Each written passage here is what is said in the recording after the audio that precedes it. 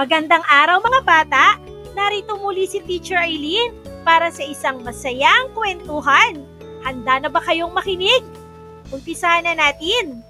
Ang pamagat ng ating kwento ay Ang Sabi ni Nanay, Ang Sabi ni Tatay. Akda ni Sacha Calagopi, guhit naman ni Paulo Lim. Inilathala ng UNICEF.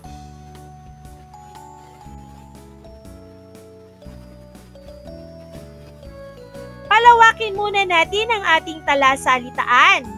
Hapunan. Sabay-sabay na kumakain ng hapunan ang mag-anak. Ito yung pagkain natin bago tayo matulog. Pero tandaan na pagkakain, konting pahinga muna bago matulog ha. Ikalawang salita. Pagbabudget. Ibig sabihin, binabudget yung pera. Inilalaan sa iba't ibang pangangailangan ang pera. Masinop. Ibig sabihin, marunong mag-ipon. Maging pera man o kasangkapan. Bilin. Bago umalis ang nanay, nagbilin muna siya sa kanyang anak. Ito yung mga bagay na dapat niyang gawin. Mayroon akong tanong sa inyo mga bata, tumutulong ba kayo sa bahay? Anong ginagawa ninyong tulong sa inyong bahay? Si Rosalie ay tinuturuan ng kanyang nanay na mamalengke, magluto at mag-budget para sa gastusin sa bahay. Ang sabi ni nanay, dapat niya itong matutuhan dahil siya na ang mamamahala sa gawain sa bahay.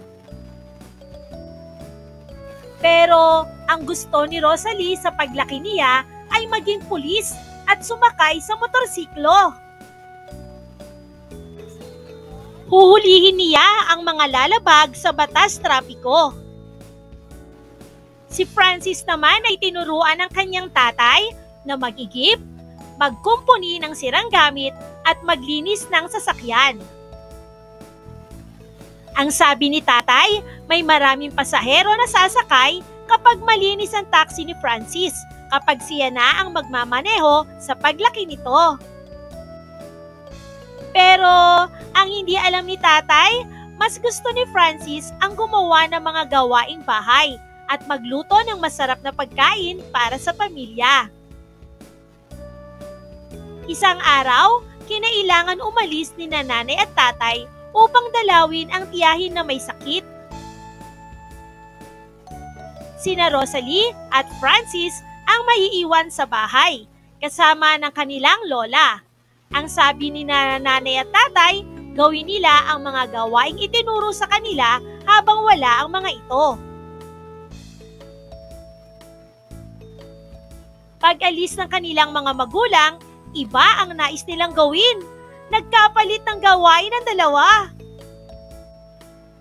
Si Rosalie, mas ibig niya mag-igib at maglinis ng kotse. Si Francis naman ay masaya na katuwang ang kaniyang lola sa pagluluto at paghahanda ng pagkain. At nagpatuloy sila sa mga nais nilang gawin sa mga sumunod pang araw. Pagkalipas ng isang linggo, dumating na sina nanay at tatay. Nagulat ang mga ito nang malamang nagpalit ng mga gawain sina Rosalie at Francis. Pero masaya sila dahil maaasahan na at nagampanan ng kanilang mga anak ang mga gawain habang wala sila.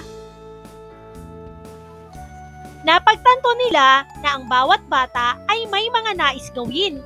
Masaya rin sila Rosalie at Francis dahil naipakita nila ang kanilang husay at naisagawa nila ang mga nais nilang gawin. At dyan nagtatapos ang ating kwento mga bata. Nawa ay naibigan nyo ang ating kwento at may natutuhan kayo rito. Ano nga ba ang inyong natutuhan sa ating kwento? Natutunan natin na ang bawat bata ay may mga kaya at nais gawin. Mahalaga ay gusto mo at masaya ka sa iyong ginagawa. Gawin mo ito ng buong husay at galing para maging maganda ang resulta nito. Matutuwa rin ang inyong mga magulang kapag ginagawa nyo ang inyong hilig at nagugustuhan nyo ang inyong mga ginagawa. Magkita-kita tayong muli sa susunod pa nating mga kwento ha! Paalam! Hanggang sa muli! Maraming salamat sa panonood at pakikinig mga bata. Nawa ay masaya at marami kayong natutuhan.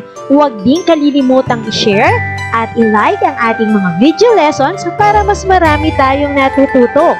Muli ako si Teacher Arlene na palaging nagsasabing mag-aral ng mabuti dahil ito ang susi sa inyong tagumpay. Paalam! Keep safe everyone!